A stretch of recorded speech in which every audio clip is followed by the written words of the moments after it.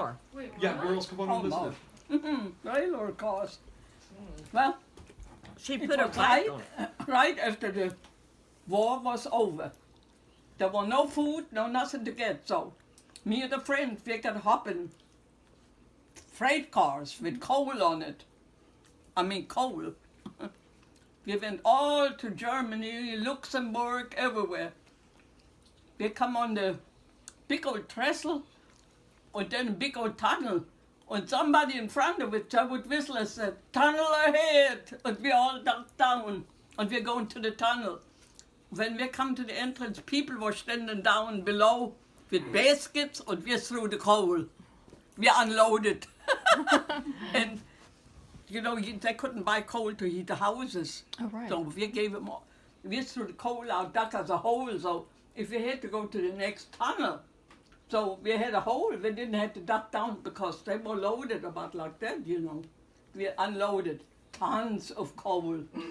When I got through with that ride, I looked like a chimney sweep, black. You were black. Now, how old were you? 18. What about when you put your bikes on the train and y'all would go from town to town and you'd try Oh, to no, when, get food for the people? oh, that was after the war too. That was after the war? Yeah, post-war days. There was no food to get. We could get no salt, no sugar, no coffee, no nothing. One day the bakery shelled out and said, "Everybody of the refugees what came in here, going to get some bread." So we got a pound loaf a piece. Me and my friend, we went and stood in line. We got the bread. By the time we got home, I ate all of mine, she ate all of hers. We looked at each other, and she said, "What we going to eat the rest of the week?" I looked at her and said, "Well," I said, "I tell you what, I'm going to go out of the country and bake." I got on the bike, got my little bake from farm to farm. Sometime I got an egg, some bread, butter, and, well, sometime I got chased by the dogs and I had to take off in a hurry and stuff like that, but we didn't go hungry. And then, it was around Easter time, I went to that farm and the grass was but that high. It was early spring. And they had chickens. They wouldn't give me nothing. So I went out, I had a little crooked cane, and I laid down in grass, and the way to the chicken came closer. I got it. And I took it, I tied its hand, and it was hollering. So I pulled his head off right there. And put it in a bag and went home.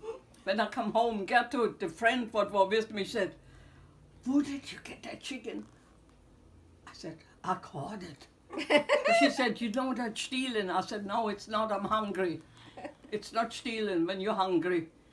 And I said, "Will you fix it?" She said, "Yeah, I'll fix it." And she would eat it too. Yeah, the lady of the house came. She said, "Where did you get that chicken at?" And I said, "Oh, well," I said, "somebody was very gracious." They just didn't know it. And she And said, I got whippings. she said, "We can't even get a chicken," she said. "And you got a chicken." And I said, oh, then that was it. Nothing was said. Gertrude pulled the feathers and we cooked the chicken. Man, we ate that whole chicken in one time. We were so hungry. Sounds good. And then one time they got bread. They fed it to the rabbits. I went in the rabbit coop, retrieved the bread, and we ate that. Stuff like that. They wouldn't let us in the living room where it's warm, but they would let us go in the kitchen. So we had to go and cut our own trees for firewood. And we had to walk about, I would say, 6 miles to do that. We took what is the long saw, cross saw? You know, a handle on each side of somebody sawing. We cut pine trees down, big pine trees, and cut it in pieces. And somebody would put it on a wagon and bring it. But that was it.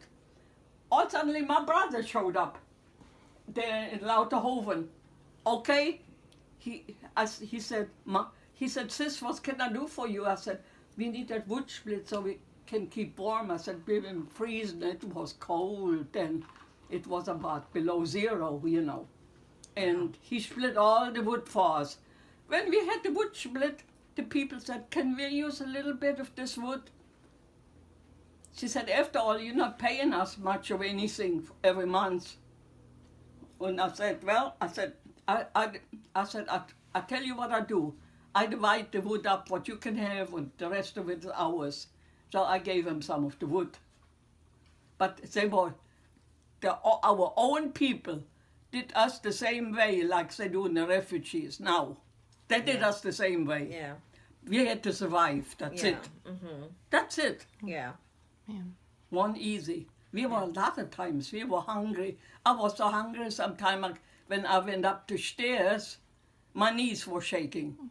Yeah. Yeah. That's the way these people are now too. Yeah. All right, ask some more. What's some more stories, Margaret?